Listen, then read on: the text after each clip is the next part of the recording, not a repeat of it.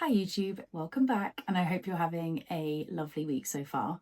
I was speaking to some of you guys last week about some of the topics that you most wanted me to cover, and something that came up really regularly was that people were finding they just didn't have as much time as they'd like to be spending in the gym. I thought that it would be really useful for me to run through exactly what I would do if I had literally 3 hours every week to be committing to time spent in the gym. Exactly what I would do if muscle growth was the goal, because it definitely is possible to make some really great progress within that type of time frame. You don't need to be spending hours in the gym. You don't need to be training more than 3 times a week if you don't have the capacity to do any more than that. How do you figure out what you want to be doing with those sessions that you're committing to, exactly what movements, what movement patterns, how you know you're progressing over time, and really what are those kind of key programming boxes that you're wanting to make sure you're ticking? When we think about muscle growth, really it comes down to three things: training hard enough, often enough, and also having that time for recovery. If it was me and I had 3 hours in my week to commit to training, I would be splitting that up into 3 full body sessions. Now, this isn't to say that you couldn't do a full body, an upper body, a lower body. It doesn't mean you can't do 2 upper, 1 lower if your preference is building size in your upper body, or vice versa with lower body. This is just the easiest principle to apply if we're thinking about that finite amount of time and kind of full body strength. In almost every single one of my full body sessions that I'll program for in-person or online clients, it's going to tick these key boxes.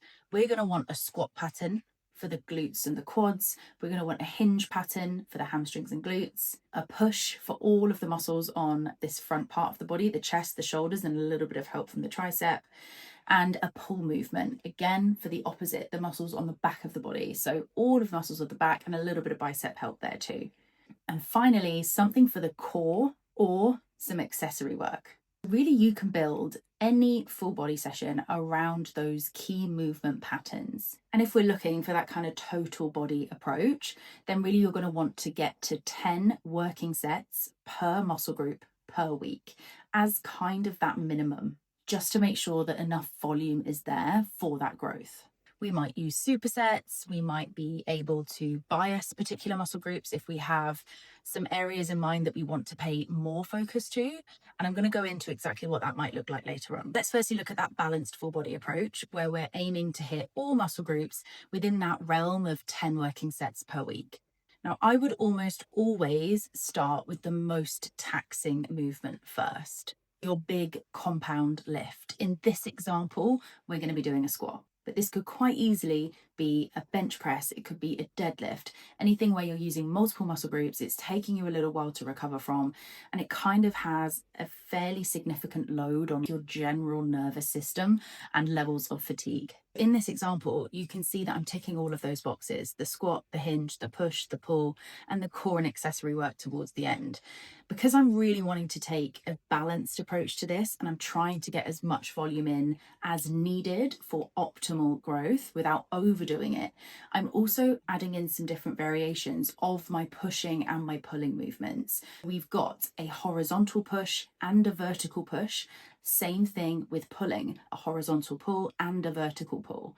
This is just going to really help to make sure we've got a well-rounded approach to our upper body training, and we've got a couple of different resistance profiles in here too. You could probably expect to be spending roughly an hour in the gym looking at this type of split, but there is no reason why you couldn't add in some supersets in here just to save you a few extra minutes. You want to be thinking about, when using supersets, what is going to make sense for me to not feel as though the movement I've done first is impacting the movement I'm going to pair that with.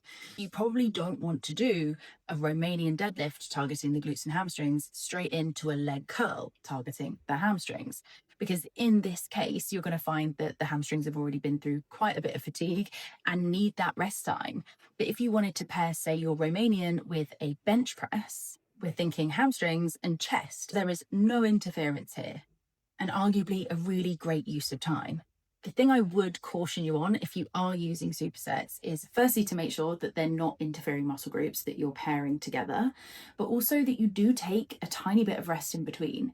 So the idea of a superset is no rest, but particularly when I'm training in person, it's very rare that we will go immediately from one exercise into another. You're probably going to need at least 30 seconds just to catch your breath, gather yourself, and focus on what you're doing in the next movement. It definitely does save you some time, but you're not going to be throwing your dumbbells on the floor and immediately getting into your bench press. Clearly, this is just an example. You can choose any movement you like within those different movement patterns. Choose the ones that are going to work best for you, that you know work well with your structure, that you're confident with, you can aim to progress with over time, and just stick with that. We're aiming to be as strong as we can in those movements. That's going to take some time. You're not going to get that in 2 weeks. Really aim each and every week to increase that intensity wherever you can. Most of your work is going to want to be done north of, say, RPE 6. So you don't want more than 5 reps left in the tank at the end of any one set, whatever it is you're doing. Choose a weight that's appropriate for that. When it comes to structuring your 3 training sessions out across your week, you want to probably think about how you can most smartly do that, allowing for recovery days in between. So something like Monday, Wednesday, Friday tends to work really well. Trying not to do Monday, Tuesday, Wednesday, and then rest for 4 days. You can tend to find that's a little harder to recover from, but also you're not objectively going to be able to push as hard on Wednesday as you would have done if you'd have had a couple of those rest days in between. Really trying to split that out is definitely a sensible approach when you're thinking about those training sessions. Let's say we want to bias a particular muscle group, and for the sake of this video, let's say it's glutes. We're still going to be following the same structure: the squat, the hinge, the push, the pull, the core. That doesn't change, but the way that we distribute our volume may well need to. So in this example, rather than doing a horizontal and vertical push and pull, I'm just going to go with one or the other across both of those upper body movements. And instead, I'm going to attribute some more volume to some additional glute work. Makes sense, right? So we definitely still want our squat and our hinge. And when we think about adding in extra volume around the glutes, I would usually go for something that is a little less taxing and that you can recover a little easier from. And when it comes to glutes, that tends to be movements in that shortened and contracted position.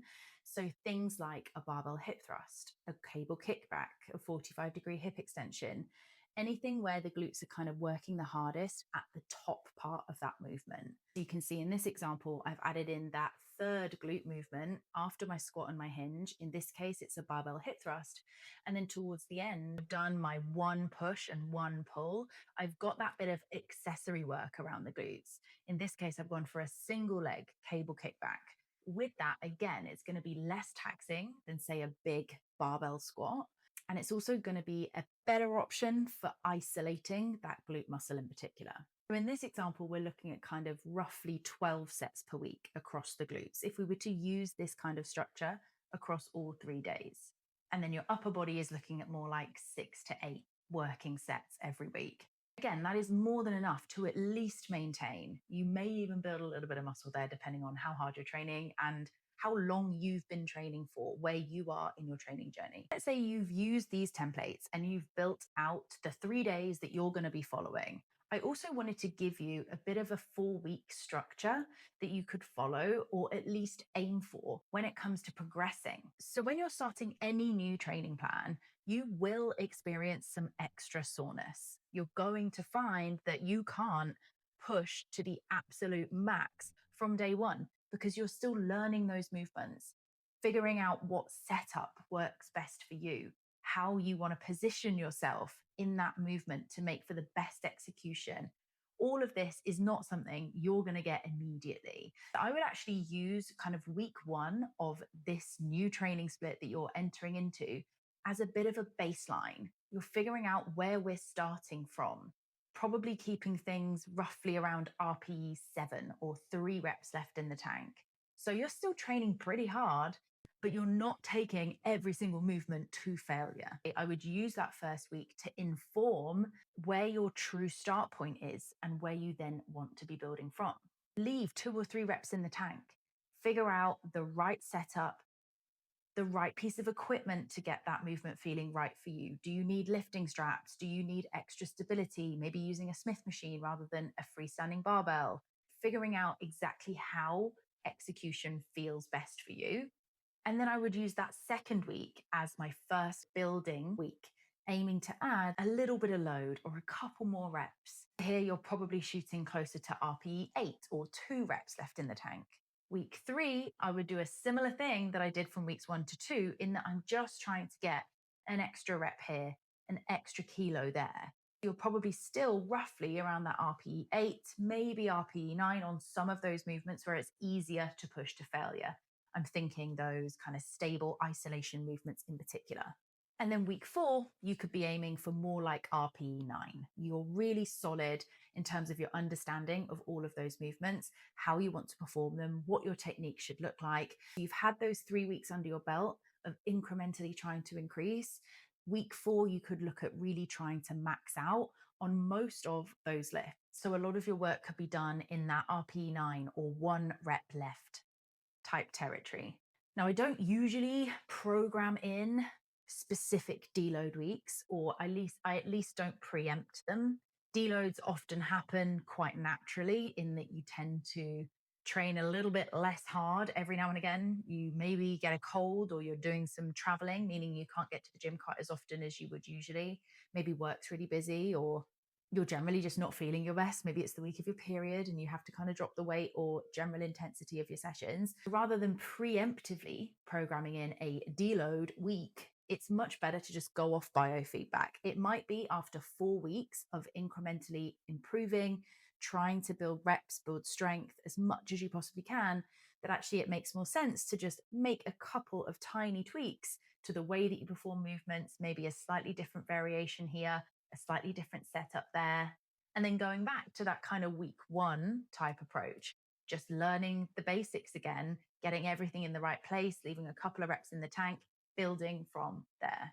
This is a pretty hard thing to prescribe for general advice and much easier on a one-to-one basis. But hopefully you can take that principle and apply that in your own training.